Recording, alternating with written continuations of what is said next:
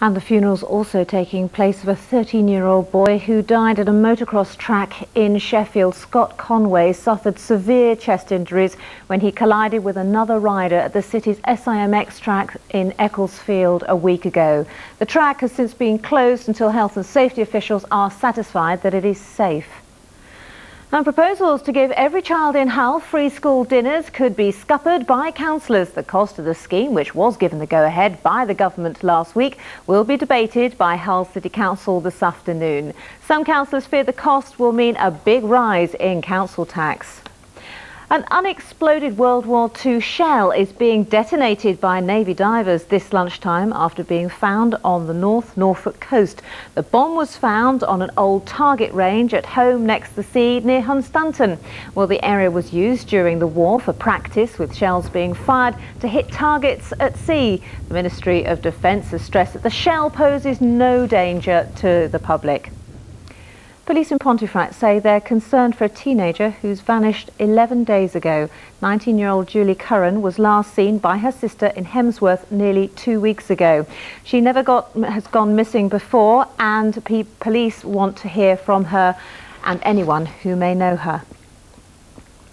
Now, if you've ever tried to get hold of a plumber recently, you know just how difficult it is. Even then, it'll be a week next Thursday before they arrive. Well, it's a problem that's just going to get worse because the Association of Colleges claims that in Yorkshire and the Humber area, an extra £75 million is needed to tackle the problem. As Anna Crosley reports, it could be a while before you get your plumber to fix your boiler. It's 8 o'clock in the morning and gas engineer Kevin Walton has another busy day ahead of him. He works for Rotherham-based firm GMT, but learned his trade as an apprentice with Sheffield City Council 13 years ago. Most comments you get from people in houses are, it's took me ages to get hold of a plumber, I can't get hold of a gas fitter. Once you get a builder, you've got to keep him because there ain't enough people out there doing it. Certainly the shortage of skilled people is now so great that getting hold of a plumber and an electrician has never been more difficult. We were looking at bathroom companies. We agreed on one in March and agreed a start date of August the 11th. We had a number of false promises in terms of completion. They said it would take 6 weeks, and as you can see in February we're still haven't completed. Luckily there's a new wave of young people who now want to learn a trade, many spurred on by stories that they can name their price. But ironically, the worry now is that the infrastructure isn't in place to actually train them. We've seen a dramatic increase in demand in all areas, particularly the craft training. The college has grown by 50% in the last 4 years, and we took on another building last year to try and meet the demand. The Learning and Skills Council, a government body set up to fund further education and training, says employers need to play their part too. Our great concern is that there isn't the interest from employers out there to match what further education colleges can offer them. So perhaps the best advice is, if you know a decent plumber, keep hold of them, and if you don't, get looking. And let us know if you know a good plumber. You can see more on that story on the Politics Show on BBC One on Sunday at 12 noon. Now, investigations are underway this lunchtime into the structural soundness of Beverley Minster. Slight movements have been detected which, if not put right, could lead to the collapse of the nave roof. Well, Jo Makel has the story. She's at the Minster now. Jo. Yes, well, Beverley Minster really is the jewel in East Yorkshire's crown.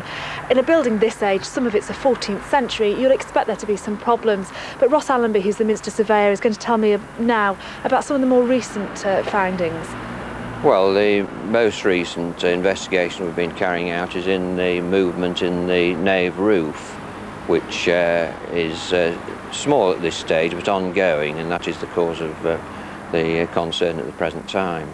Tell us about some of the work that you've been doing to investigate. Well, the foundations have been opened up to establish whether any work is feasible to reinforce, not reinforce, rather consolidate the foundations to alleviate the problem.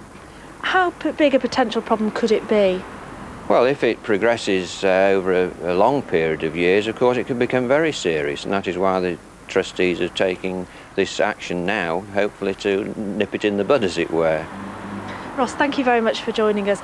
The cost just of this investigation is already at about £10,000, so you can imagine that if some work has to be done, the trustees are going to have to be doing a lot of fundraising. Now back to you. Absolutely, Jo Makel reporting. We'll keep you updated on that story. Now, farmers have for many years now claimed that they're struggling in this country. Well, now they're going to be offered an alternative to head for the American Midwest. Business leaders from South Dakota are flying into the region this afternoon to try to tempt our farmers to up sticks and blaze a transatlantic trail in search of a better fortune. Here's Kirsty Mitchell.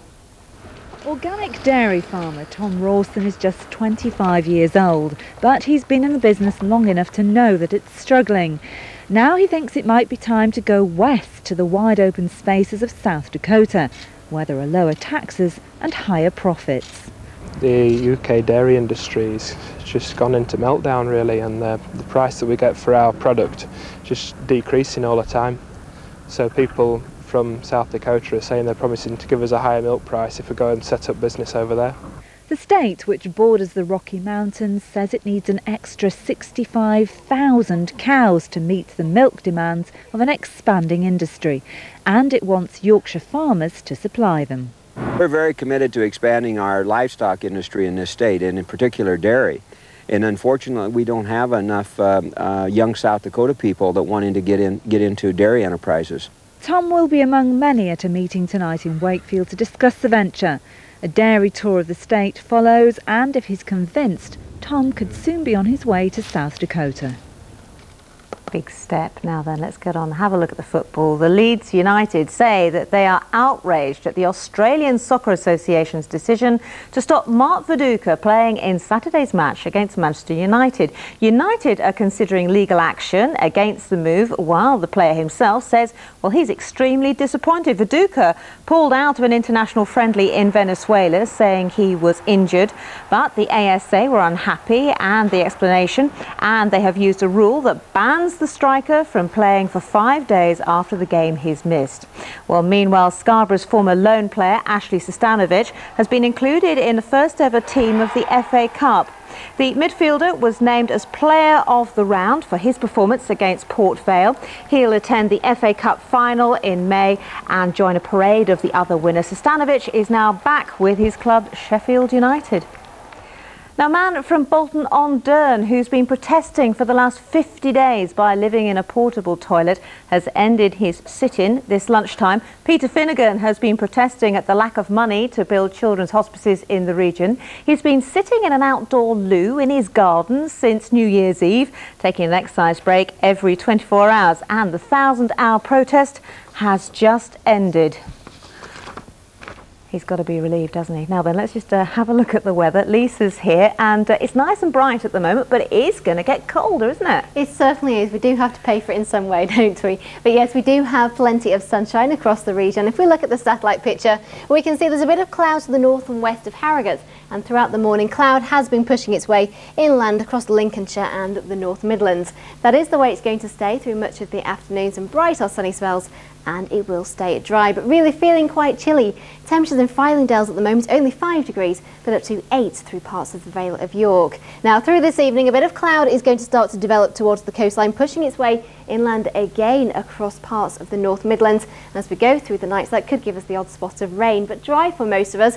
I think we will see a touch of frost, especially away from the coast, where temperatures drop down as low as -1 degrees. Now, tomorrow morning, a lovely sunny start for inland areas, a bit of cloud developing towards the coast. And as we go through the day, we will see some cloudier spells, more especially for coastal areas, but it will stay dry. But with easterly winds, it really is going to feel colder tomorrow. Top temperatures only around 5, perhaps 6 degrees Celsius. Lisa, thanks for that. Lisa and I are going to both be back again tomorrow. Breakfast News, 6:25. And you can catch a detailed weather forecast with Lisa at the new time of 1/4 to the hour every hour tomorrow morning. That's it from both of us. Have a nice day. Bye-bye.